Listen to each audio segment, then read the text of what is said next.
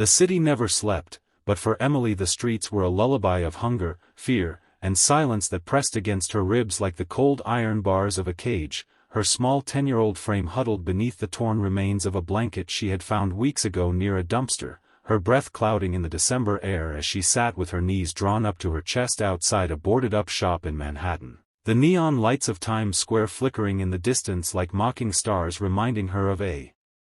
world she could not touch, a world where warmth, food, and love belonged to others but never to her. And in that moment she thought of her mother, of the way she used to stroke her hair and hum lullabies when they still had a home, before sickness claimed her and the hospital turned them away because they had no money, before her father disappeared into the night promising he'd be back but never returned, leaving Emily with nothing but memories, scraps of courage, and a photo tucked into her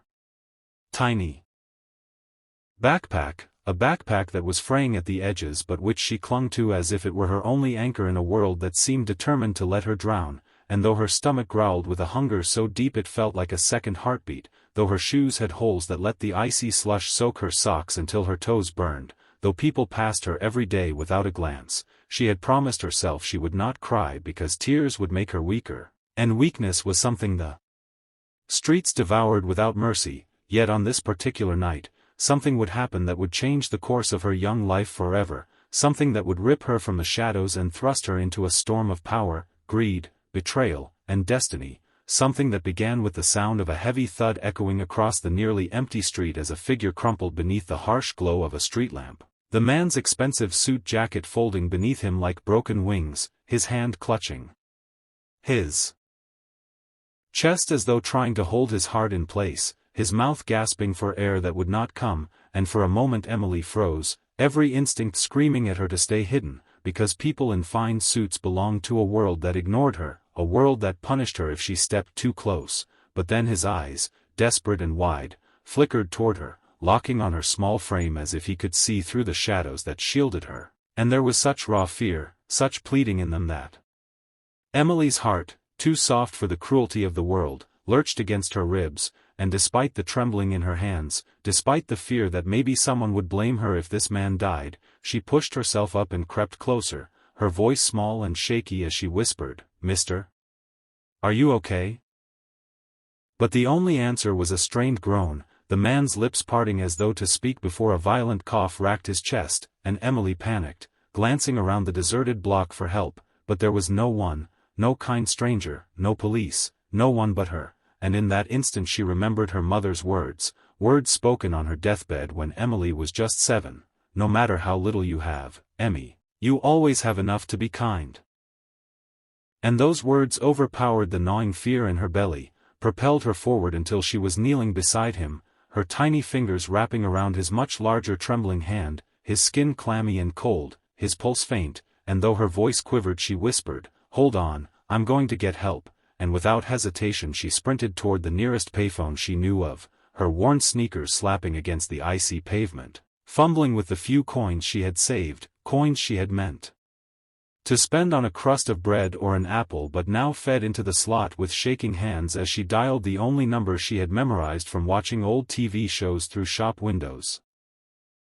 911, her voice cracking as she begged the operator to send an ambulance, explaining between gasps that a man had fallen and couldn't breathe, giving them the cross streets as best she could, her words tumbling over themselves in desperation, and when the operator assured her help was on the way, Emily slammed the phone back and sprinted to the man, breathless, her chest heaving, but he was still there, his body trembling, his eyes glassy but fixed on her as though she were the only anchor left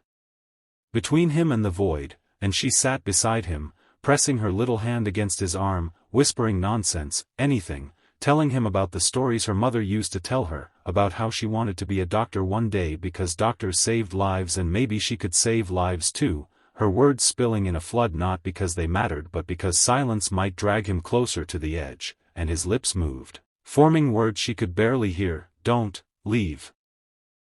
he whispered hoarsely, and Emily shook her head fiercely, her tangled hair whipping across her face as she leaned closer. "I won't, I promise," she said, though in truth she had nothing in the world but that promise, and then the wail of sirens pierced the air, red and blue lights bouncing off the glass of the skyscrapers as an ambulance pulled up, paramedics rushing out with their equipment. Their faces set in grim lines as they bent to lift the man onto a stretcher, but as they secured him. As the oxygen mask lowered toward his mouth, his hand shot out with surprising strength, gripping Emily's sleeve, tugging her closer until her face was just inches from his, and his breath, ragged and hot, brushed against her ear as he whispered words so soft, so fragmented, that she almost thought she imagined them. Find William Carter. Trust him. He'll change your life. And then his hand slipped away as the paramedics pushed him into the ambulance, slamming the doors shut, the sirens wailing again as the vehicle tore off into the night, leaving Emily standing in the street, her chest rising and falling in ragged bursts, her mind reeling, the name echoing like a bell in her ears: William Carter, William Carter, William Carter. Words that meant nothing to a homeless child yet carried the weight of fate, words that would pull her into a labyrinth of secrets she could not yet fathom, because what Emily did not know was that the man she had just saved was Richard Halloway, CEO of one of the largest corporations in America, a man whose empire of steel and glass stretched across continents, a man whose enemies circled like vultures waiting for his fall, and that in his last coherent moment before the hospital swallowed him into critical care, he had chosen her, a little girl with nothing, as the bearer of his final secret, a secret that, once unraveled, would ignite a war between billionaires, politicians, and criminals, dragging Emily from the forgotten shadows of the alley into the blazing center of a world where kindness could be weaponized, where loyalty was bought and sold, and where a single whispered name could change the destiny of a child forever.